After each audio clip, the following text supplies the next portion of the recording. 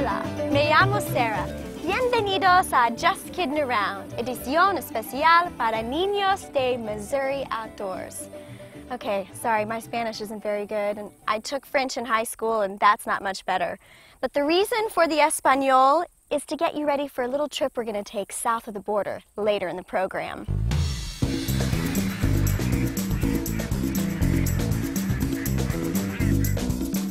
The subject of today's show is animal migration, and we'll be showcasing species that live here in Missouri, right here in your own backyard.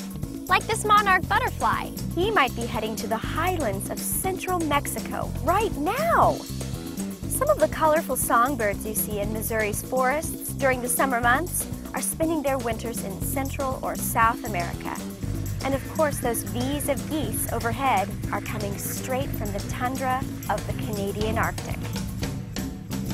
Wildlife is on the move, and they don't recognize the lines we draw on a map. I mean, what an amazing story. How do these animals know where to go and when to go? Animal migration has been studied by scientists worldwide, and they still don't have all the answers. It's wildlife without borders.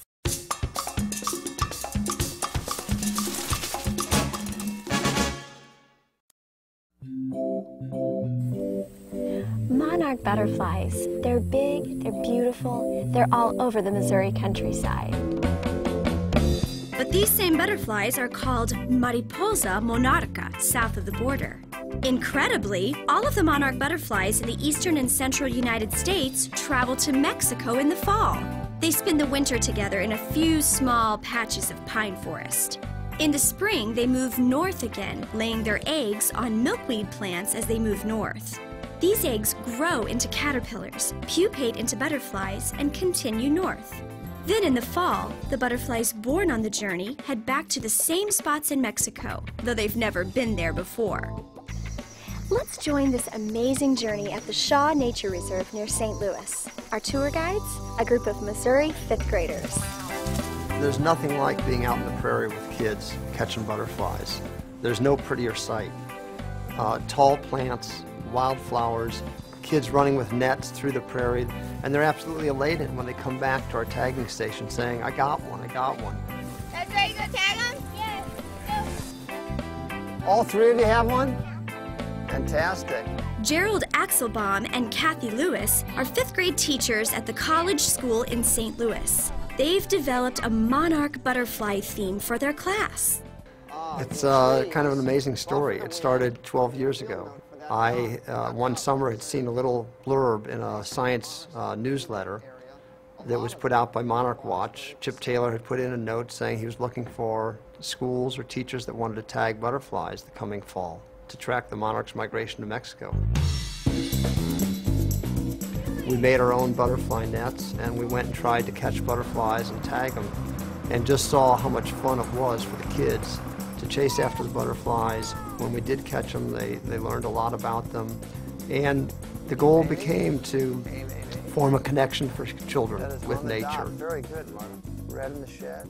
The fact that monarch butterflies moved south every fall was common knowledge. The mystery was where they were going.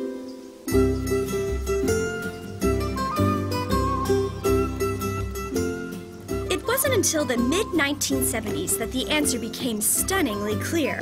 Hundreds of millions of monarchs were discovered overwintering in a few patches of forest in central Mexico. The question of how the monarchs accomplished this amazing feat is still something of a mystery, and something the fifth grade at the college school is trying to answer. And here we've got monarchs migrating from all across North America. How far are they migrating? Peter? 2,000 miles. 2,000 miles they migrate. And what area are they going to? This little spot down here in Mexico that is how big miles? 60 square miles. 60 square miles. The town of Aconcagua in the central highlands of Mexico is the epicenter of the monarch sanctuaries. And among the millions of butterflies that come every winter, some carry a signature from Missouri. They put tags on butterflies in the United States and Canada to see how many of them arrive here. Then We collect them here, and the biologists and the scientists come to see how many of the tagged butterflies are right. You know, we tag the butterflies at Shaw Nature Reserve here in Missouri, and then the butterflies migrate south. And it is neat to find out they've arrived there, and when we're lucky enough that one of our tags are recovered. Finally, I am up. Okay, Jake just put a tag on this butterfly. The tag says Monarch Watch on and has a number for identification.